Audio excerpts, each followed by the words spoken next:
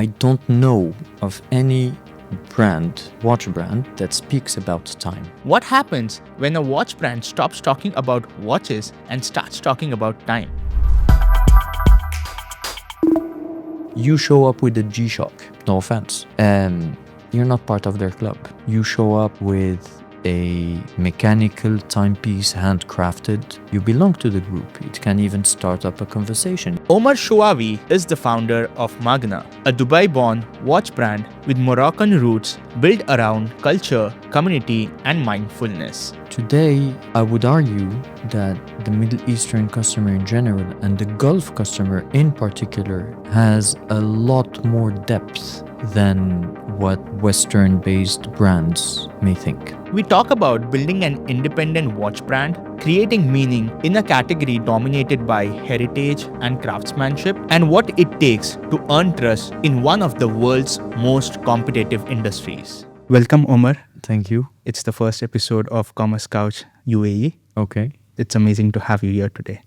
Thank you for having me. And as someone who is in the trenches trying to build a brand from scratch, I really do appreciate the opportunity. So thank you for that. Awesome. So before we get into the episode and discuss what we have for the day, would you give me and the audience a brief about who Omar is, where he comes from, what did he do in the last decade, and why is he building Magana? So I warn you, as I did off camera, I have a tendency to talk a lot, so you need to make sure to manage me, right? Okay, so my name is Omar Chaoui. I was born, raised, and educated in Morocco, my home country.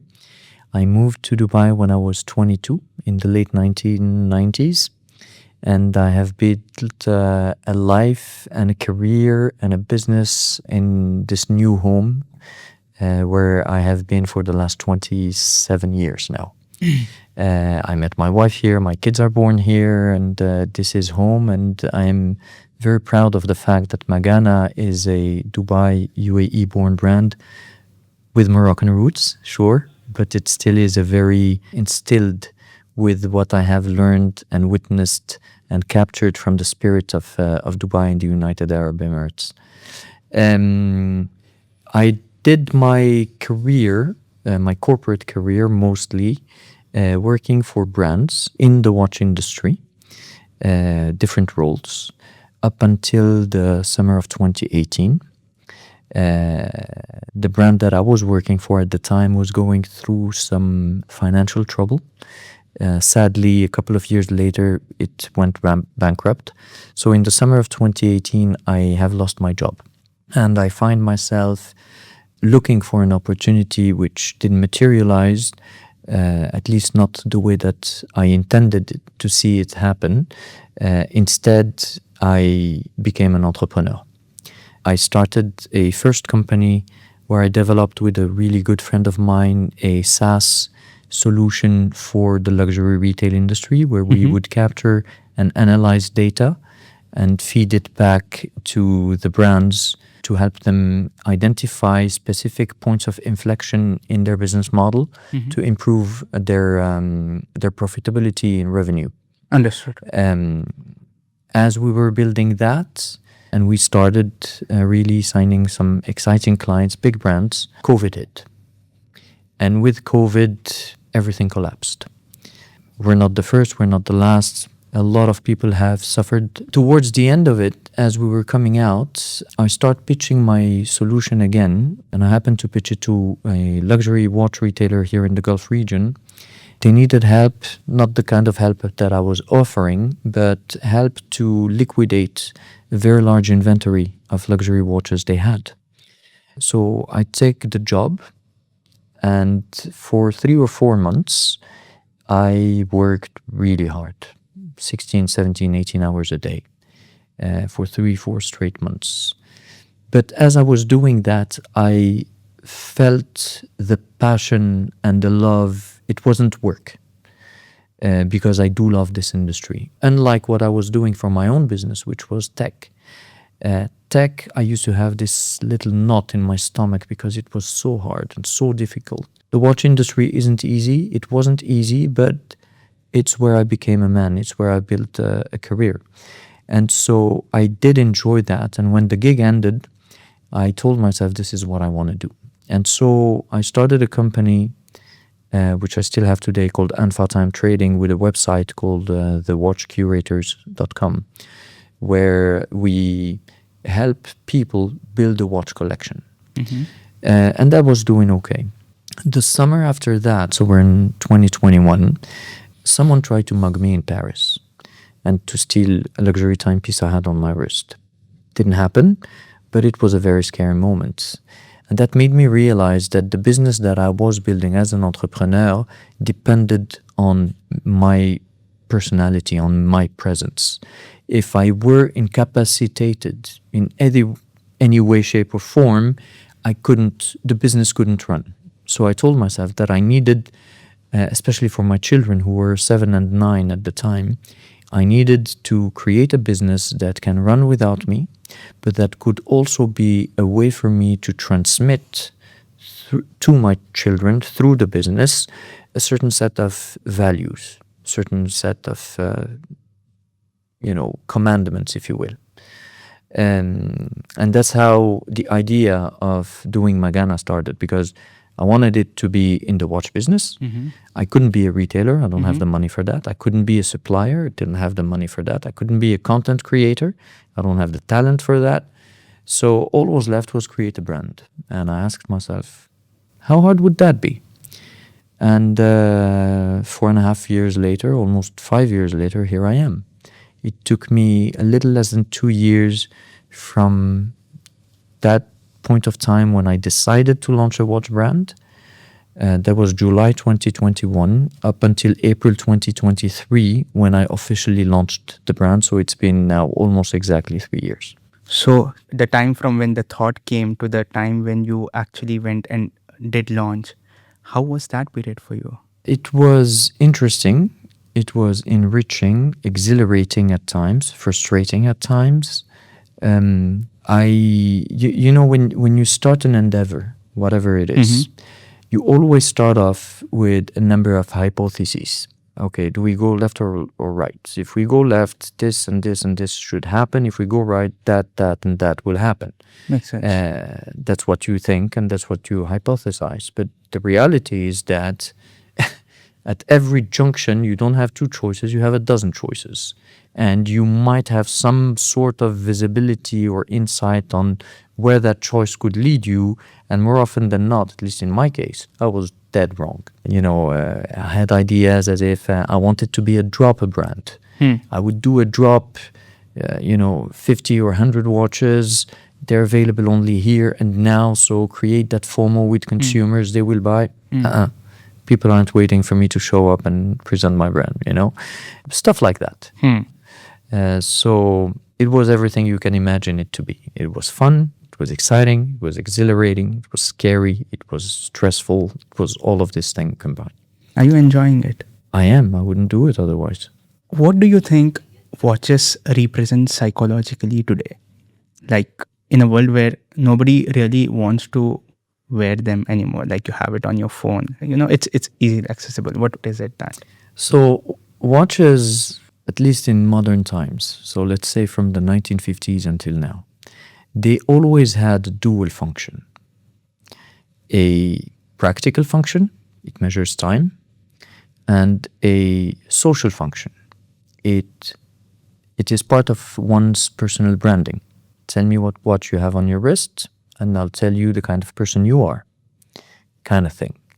It's not an exact science, of course, but... And when you're saying this whole...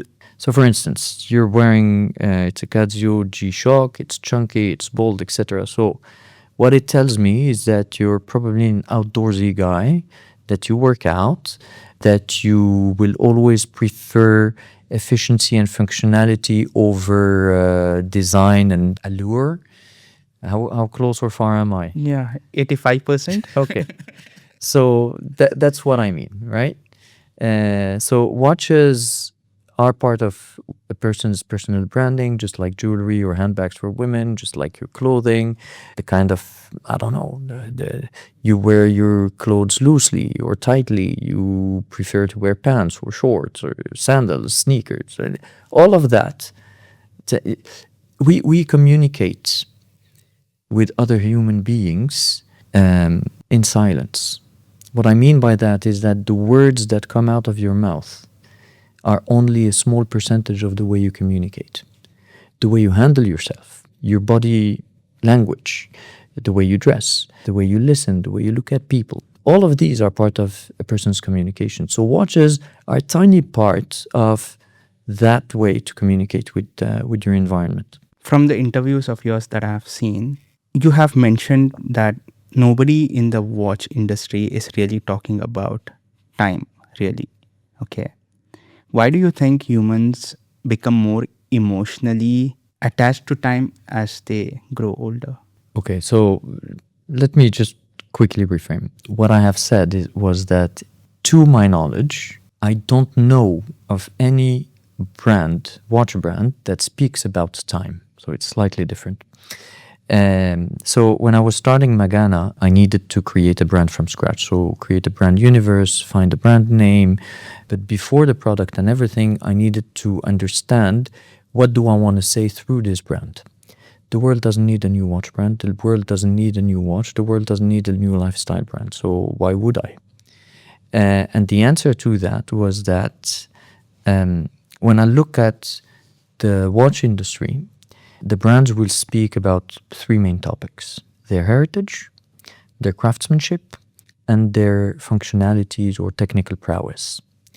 At best, I can do as good as the other guys.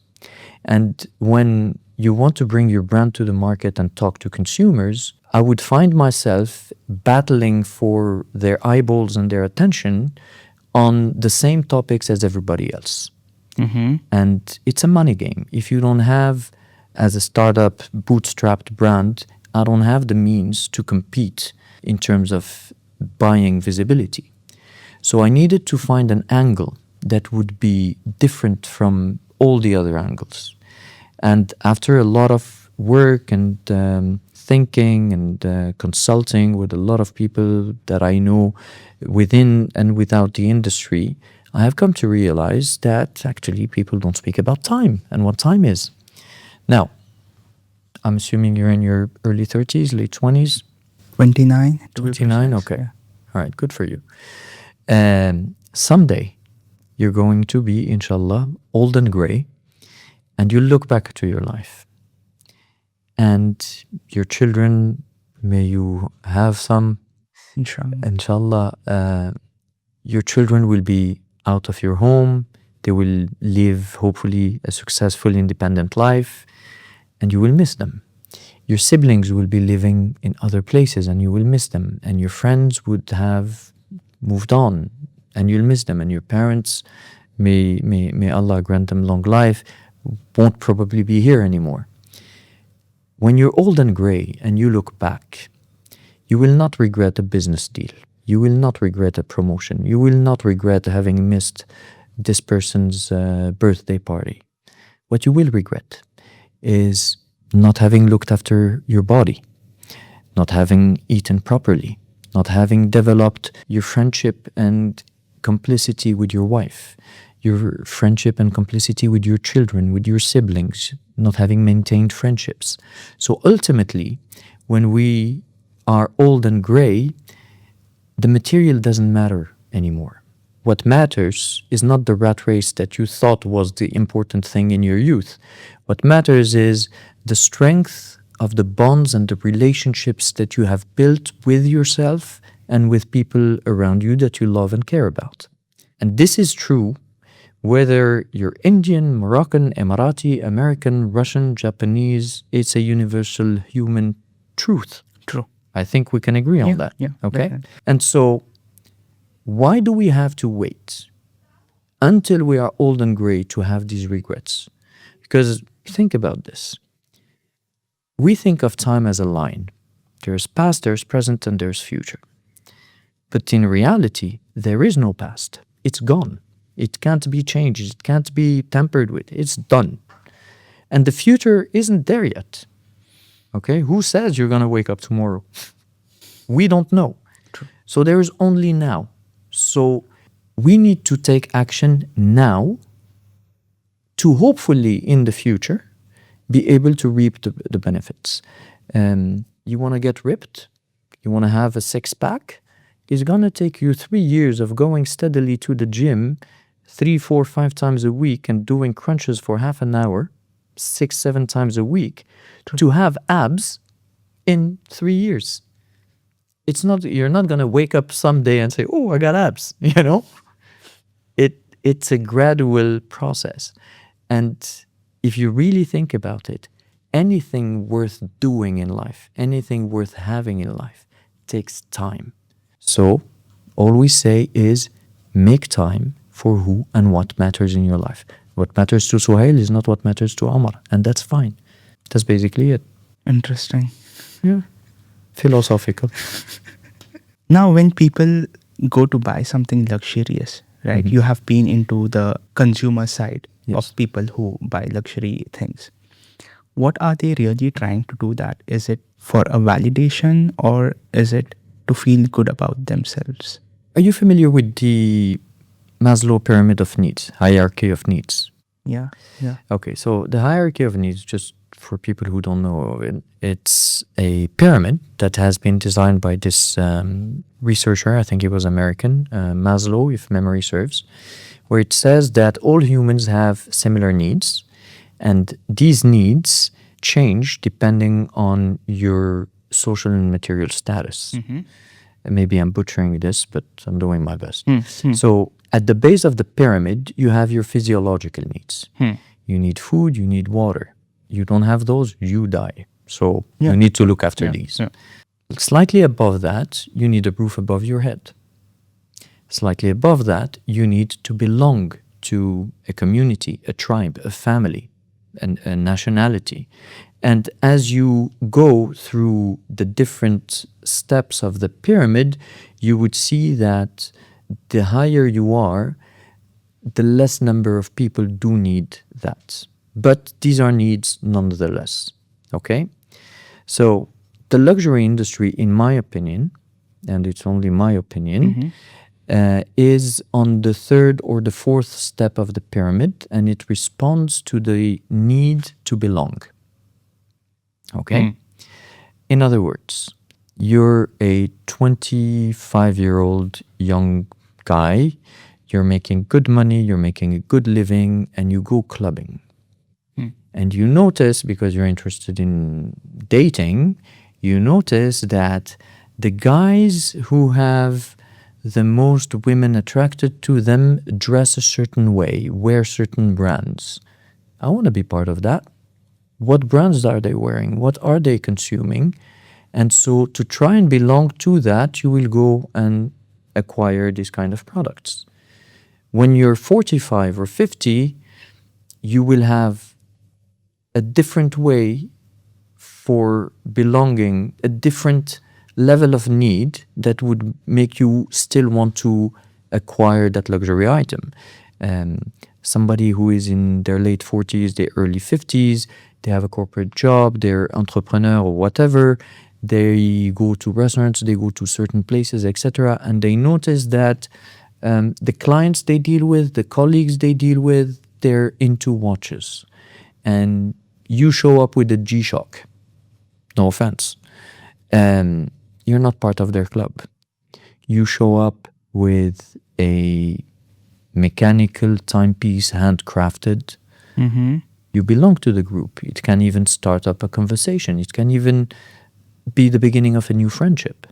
So, to me, the consumption of luxury, and I'm talking luxury product, not luxury experience, is linked to that need to belong, to belonging. Make sense? 100%.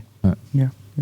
What I have noticed from Magana being on social is that you chose a path where you want people to feel belonged. Okay. Or there's a story behind it. There's a story to the background, the culture, the heritage you mentioned, right? You had multiple ways to show it. But why did you choose that way of showing your brand to the world? So it's a lot of touch and go. There has been tens, if not hundreds, of iterations on how we present Magana to the world.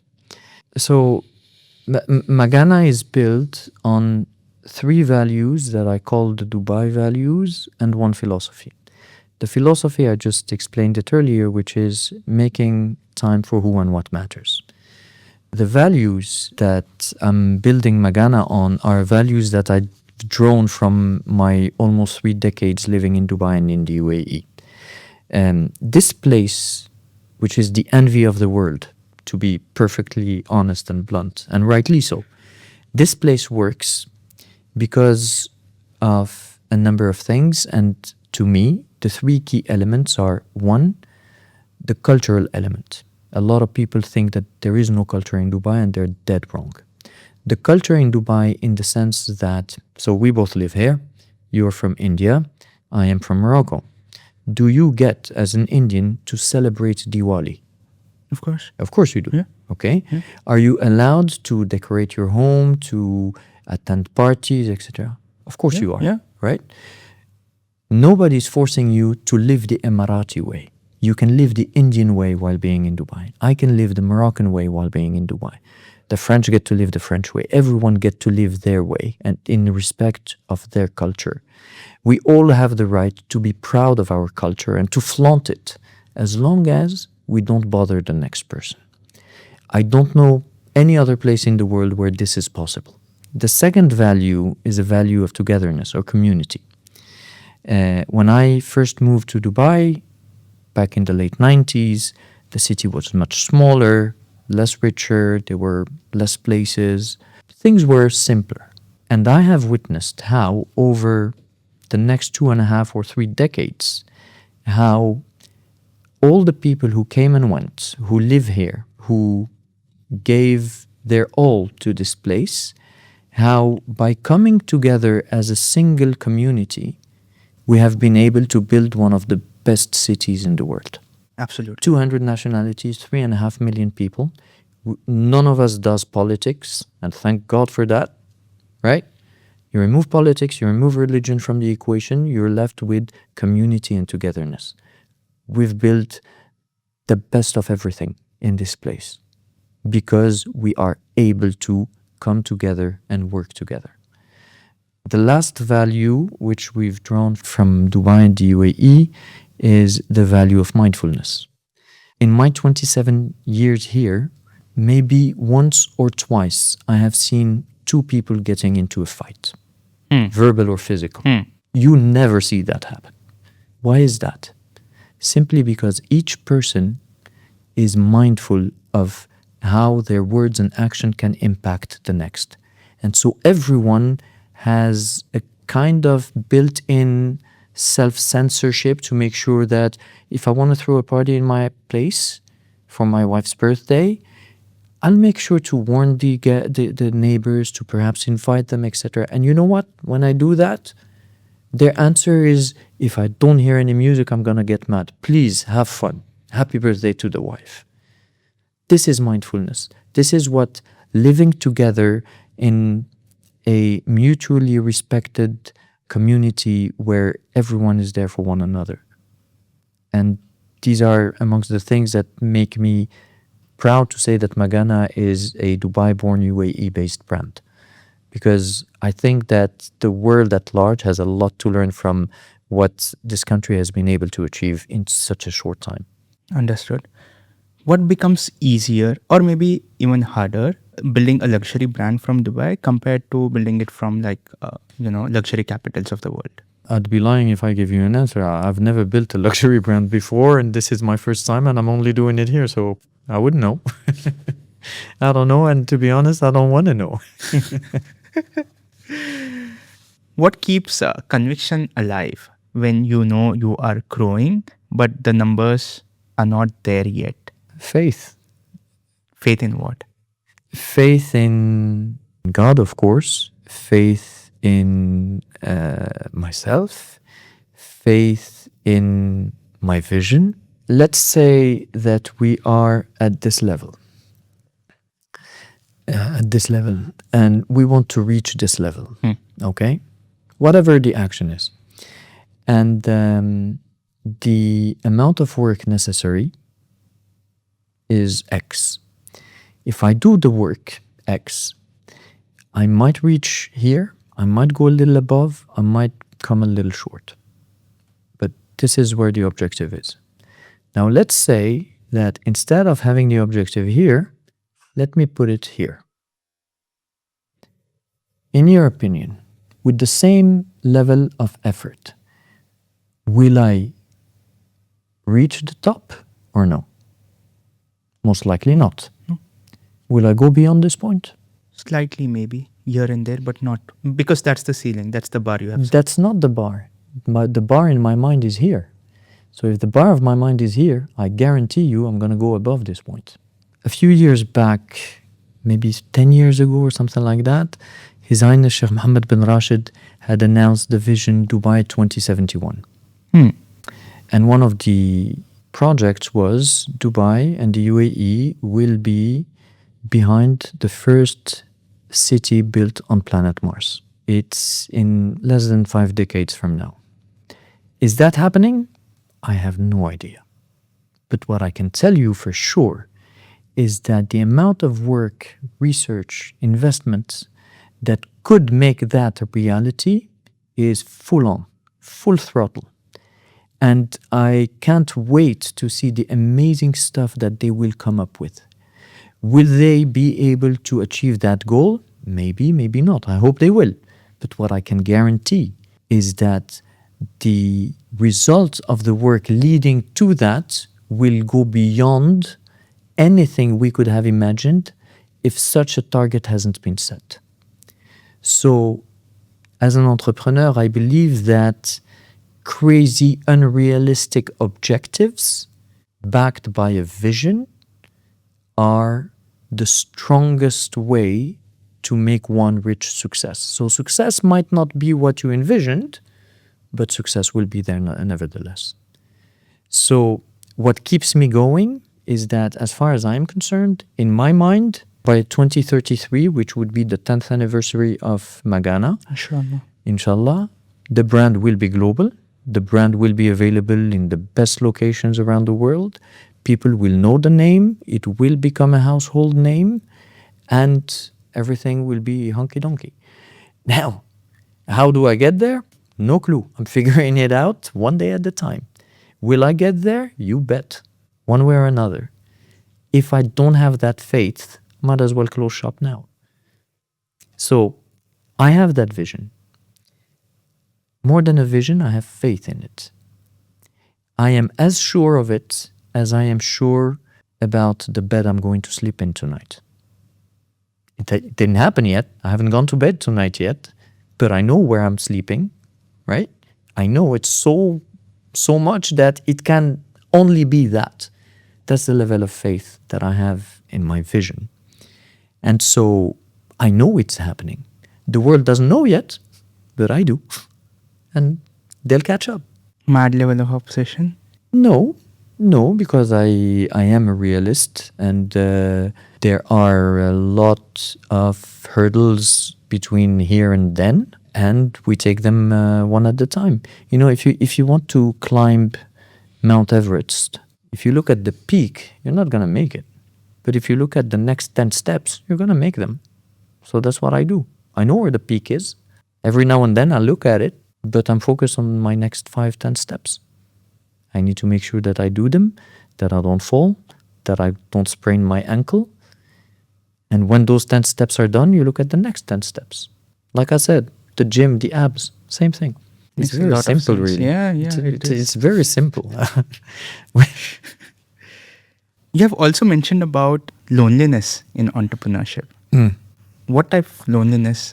One of the challenges, and this is a big one, is indeed loneliness. Loneliness in the decision-making process. Because to do this alone means that any success is my own and any failure is my own. And the people who are around me, my family, my siblings, my wife, my parents, my kids, my friends, they all want only the best for me and for Magana. And therefore, more often than not, their input, and they give me a lot of input, can sometimes be upsetting because they will tell me certain truths that I don't want to see. And sometimes their input can be confusing. And so every time I have an idea and I want to do something or take on a new topic related to the brand building exercise, I would ask the opinion of 2, 3, 5, 10 people that I trust, but then it falls on me to make the ultimate call. Had I have a co-founder or a partner who has as much skin in the game as myself, then you'd be 2 to share that burden, or 3. If I had a full-time team with me, same. But here's the thing, I don't have any employees. I work only with freelancers because I can't afford to have a full-time employee yet. Freelancers, despite their best efforts, they're there for a specific mission, for a specific period of time, and ultimately they get paid at the end of their mission. They don't have as much skin in the game as somebody who really puts their heart and their blood and their tears into the exercise. So it's something that might change in the future, I don't know, but for now, it can be somewhat lonely. There are simple things. I get up in the morning, I have 10 things to do. If I feel lazy, if I feel a little under the weather, if I receive bad news or something and my mind gets off, I'm like, you know what? I'll take care of that tomorrow. You procrastinate. It's one way. It's one of the issues that I face, for instance. It's natural for everyone. It's natural for everyone. Now, if I have a partner who would give me a kick in the butt and say, dude, get this done today. We need X, Y, and Z, etc. Then, okay. You will, excuse my French, pull your finger off your ass and get to work. If you don't have anyone kicking you in the butt, you tend to sometimes get lazy, and the stuff that is not fun to do, you'll push away. Like, for instance, I hate accounting. I hate admin. Okay? But I do need to do it. Now, the way that I do it is not the right way. The way that I do it is that I dedicate at the end of the quarter 2, 3, 4 days to go through every invoice, every supplier, every this, that, compile everything, send it to the accountant, prepare the tax-related paperwork and all of that. It's a pain. I don't like it, etc. The right way to do it is that every time you get an invoice or you issue an invoice or you work with a supplier or you sign an agreement or something, is to immediately record it. And so on the D-Day that you need to submit everything to your accountant, you copy the folder on the Dropbox, you send the link, and you're done. And you saved yourself 4 days of painful work. Okay? I know that. I don't do it. It's one example. We are on the same page. Okay, so you get my point, right? The people who are in this region, right? They have a taste for luxury. They know what luxury is. Okay. And it has to do a lot with the whole culture of this region. Okay. Which is something a brand that is built in the US or any other country might not be aware of. I think I understand your question. So there are a number of misconceptions. Again, keep in mind we're in 2026. One of the first big misconception is that Middle Eastern customers are very rich and they buy pretty much anything they like as long as, they think they're having a good deal. That may have been true 25, 30, 50 years ago. No longer true. Today, I would argue that the Middle Eastern customer in general and the Gulf customer in particular has a lot more depth than what Western-based brands may think. They are educated, they are well-traveled, they are very well-cultured, and they have an appreciation for a perfectly executed product or experience. They are not sheep that will just simply follow a trend. They have their own mind.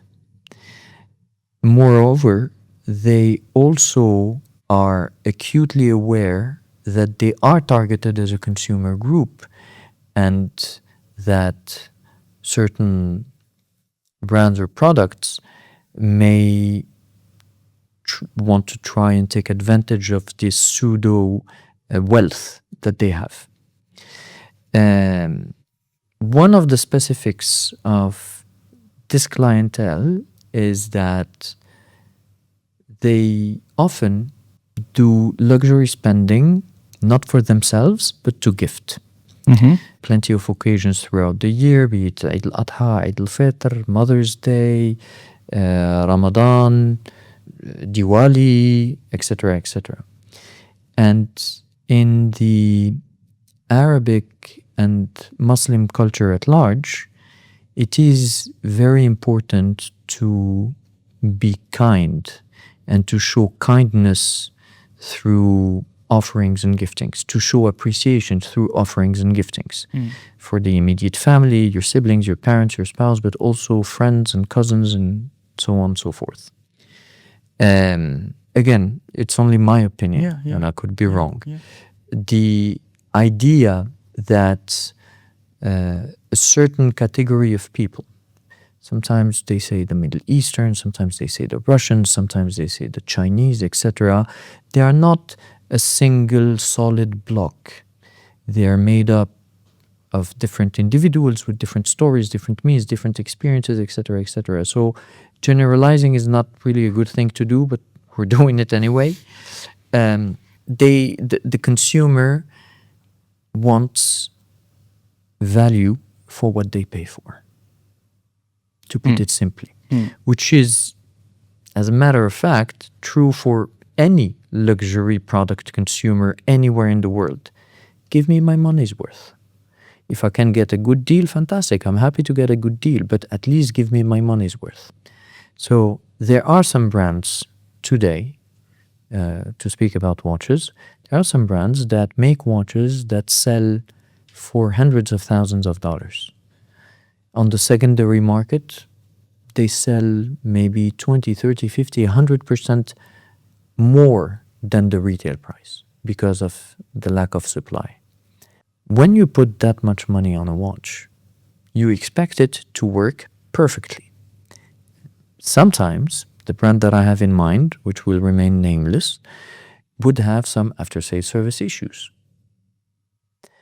Okay, it can happen. The statistic in the luxury watch industry is that on average about 4 to 5% of your production will face a technical issue of sorts that will require repair under warranty. So within the first 2 or 3 years of purchase. And that is fine, and that's normal. Now let's say... What is the number like? 5% you mentioned? 4 to 5, yeah. Depending on the brand. Okay. Some go as low as 2% and some go as high as 12%. So let's say somebody acquires a timepiece for, let's say, $80,000. It's a lot of money. They wear it, and after 6 months, a year, as they're winding their watch, the crown, which is this part here, stays in their hand. It breaks. Or it starts measuring time not as accurately as it should. It loses 2 minutes a day or gains 5 minutes a day, whatever it is. Then what the consumer does, okay, I'm not lucky, they contact the brand, they take their watch to the store to give it for after-sales service. How long do you think would be a reasonable amount of time to wait until you get your $80,000 watch? What would you be okay with? Not really anything like immediately. A week, a month, 3 months, a year? How long would be okay for you? I would rather not wait, like, You'd a rather day or not two. wait. Yeah, no, yeah, but yeah. you have to wait. It needs to be fixed. Yeah. Likely 2 to 3 days max. Okay. Sometimes it can take up to 6 months because of the complexity, the technicality, etc., etc. So this is one of the topics, one of the issues where consumers, Middle Eastern or not, start to get seriously upset with the brands because at that level, that's not okay. And I would tend to agree. If we were to move this from a watch to a car, you buy a car, you drive it around, and after 6 months, your gearbox is funny. It's making noises. Your brakes don't work. You take it to the shop, you want your car back ASAP. Okay? Sometimes you'll wait 2-3 days, and sometimes, if the spare part is not available, you're going to have to wait a week, 2 weeks, 4 weeks. Will you trust that brand again? Not No. really. So, all of this to say that consumers, luxury consumers, want their money's worth. It's not just the product, it's everything around it. The experience, the after-sales service, the communication, the events, absolutely everything. And this is perhaps the hardest thing to do when you build a brand, is that you need to have a 360-degree view of every single aspect, no matter how minute, of how people will perceive your brand. So, to give you an example, in my case, in the case of Magana, we produce a number of watches and we put them up for sale. Now, out of every 100 watches we make, we don't put 100 watches for sale. We put about 85 and we keep 15. They are not for sale. Right. So last week we shipped to a single customer in Virginia in the United States. He acquired 4 Magana watches of this collection, the Tanja collection. He ordered 4 of them. So VIP clients for us, okay? We shipped them, they received them, etc. Let's say one of them breaks for whatever reason. Not his fault, not our fault. Shit happens, as they say. Our rule is, if that happens, you inform us by email. We send you a FedEx label. You ship the watch back to us. We look at it and make sure that the problem is due to a manufacturing defect. It's our fault. As soon as we figure that out, usually within 48 hours of having received the watch, we will ship you a brand new one as a replacement. I will not fix yours. I will fix it and keep it for photo shoots and whatnot, but yours will be replaced by a brand new piece. Why do I do it this way? It's a lot more costly than repair and ship back. But I don't want any of Magana customers to have a bad after-sales service experience. It's not, I take your money, you take my product, goodbye, see you later. No, I stand by what I do. We stand by our product. Okay? That's the level of confidence we have thanks to the fantastic suppliers we work with. And so far, we've been around 3 years. Guess how many times this has happened? Once. Interesting. Now, coming back to the collection that you mentioned, this one, right? How do you kind of arrive at a conclusion where this is the collection that I'm going to create? This is something that I created. This worked. This didn't work. I'll be doing something new. There are a bunch of things when it comes to that, right? And since you are someone, I mean, the brand is on the higher end, the price-wise or the luxury-wise, the taste-wise, everything, right? Every decision that you make is important. You cannot make mistake there. Oh, this is not the collection. Maybe we could have delayed. Whatever that is, right? How do you arrive there? So, as I was saying earlier, the idea is to build Magana on the 3 Dubai values: culture, togetherness, or community, and mindfulness.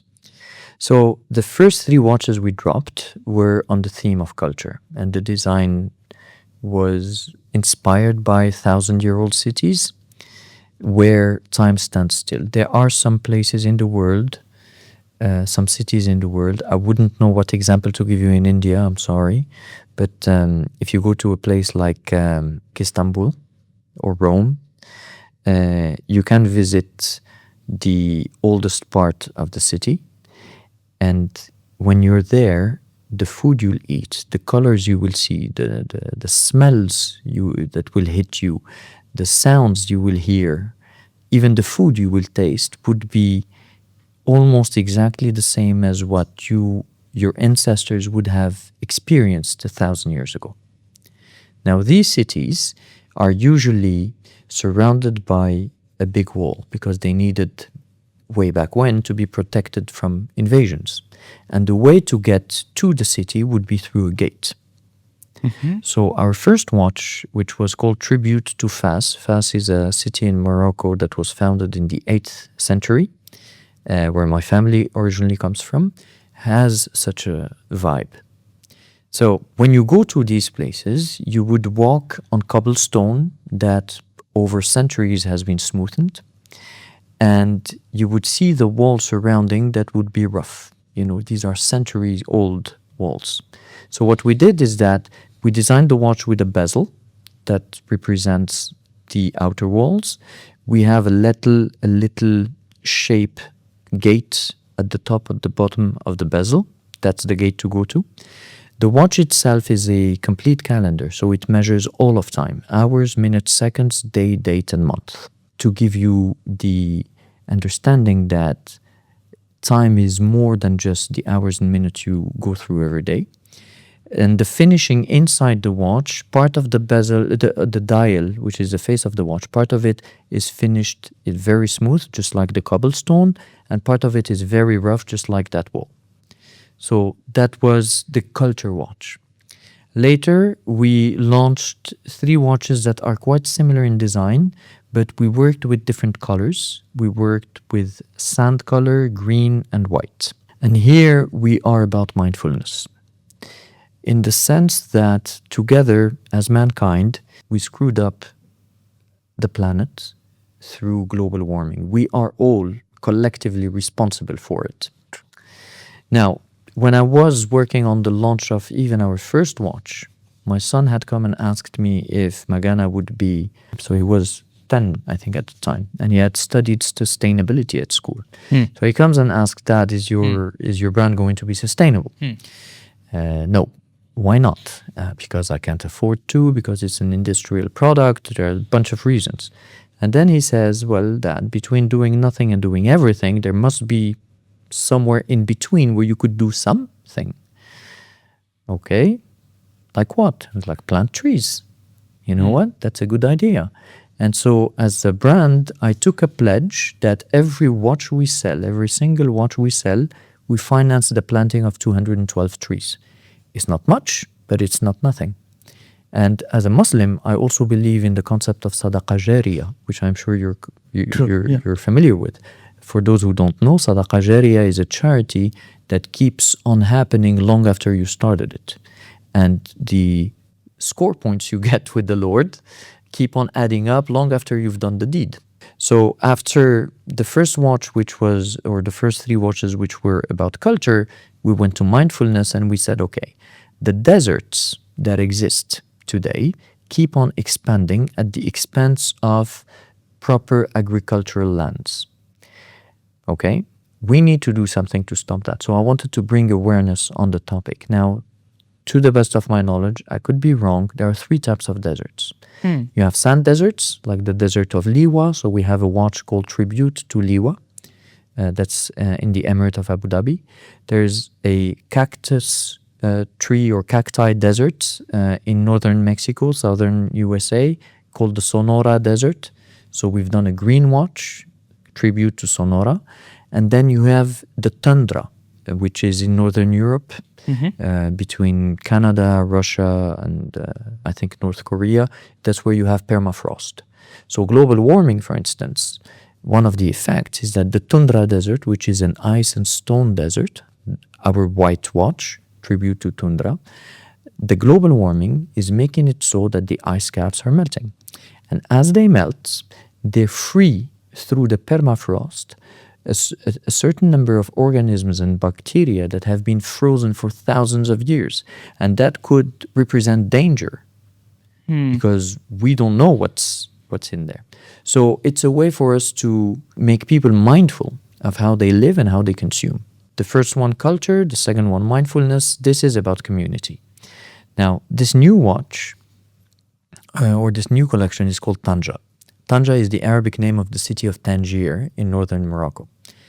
This city, I have a very strong bond with it because as a kid, as a teen, my grandfather used to live there, a couple of uncles, and so every summer we'd go there for a couple of weeks, 2-3 weeks.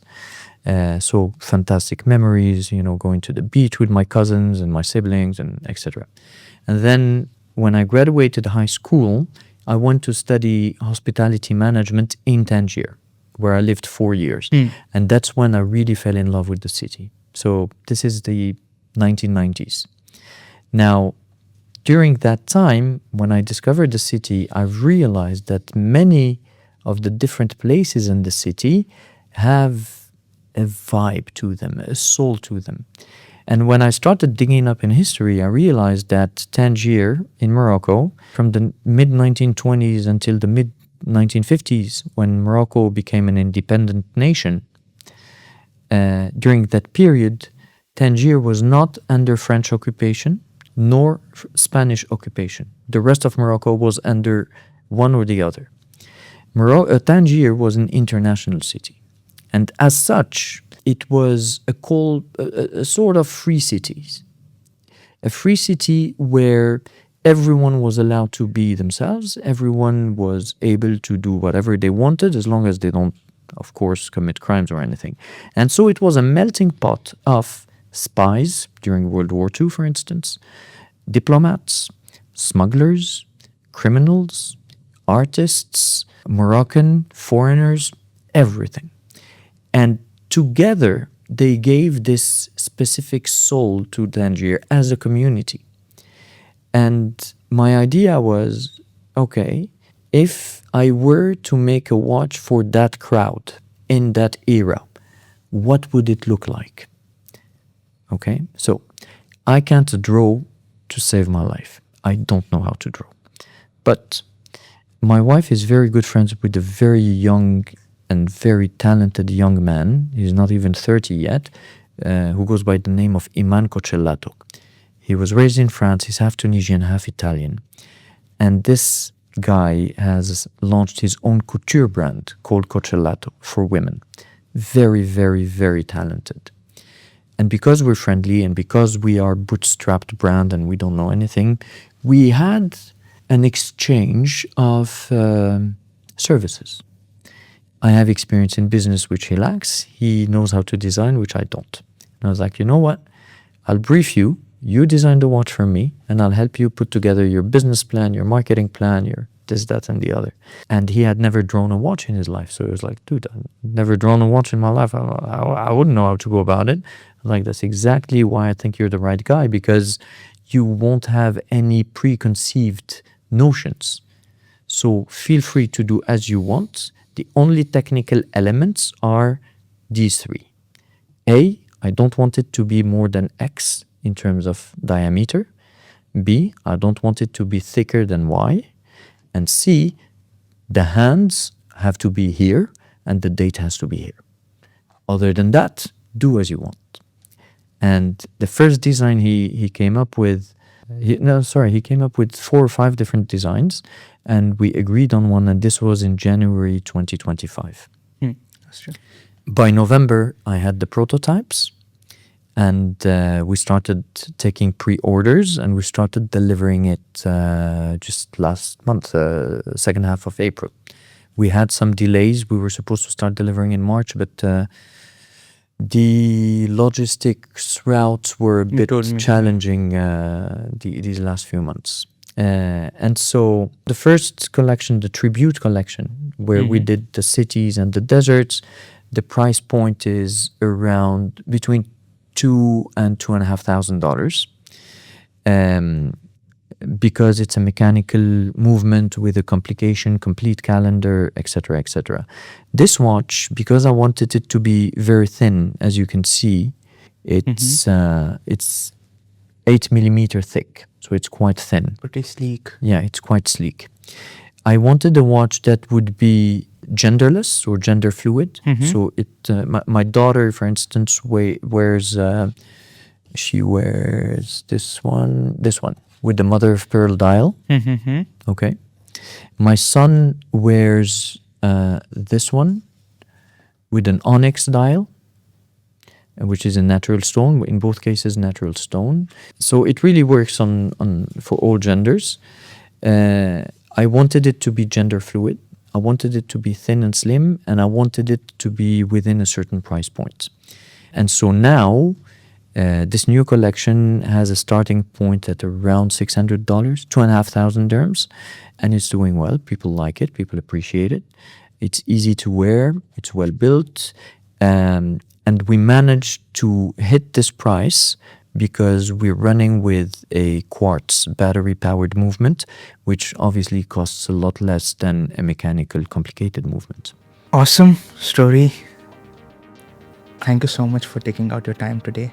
Thank you for the opportunity. I really appreciate it, and good luck with this podcast. Every week, we sit down with founders, operators, and brand builders shaping the future of commerce. If you enjoy these conversations and take something away from them, please subscribe to the channel. I'll make sure we keep bringing you better guests, better stories, and real lessons from people building on the ground. I am Sohail Sayed, and this is Commerce Couch.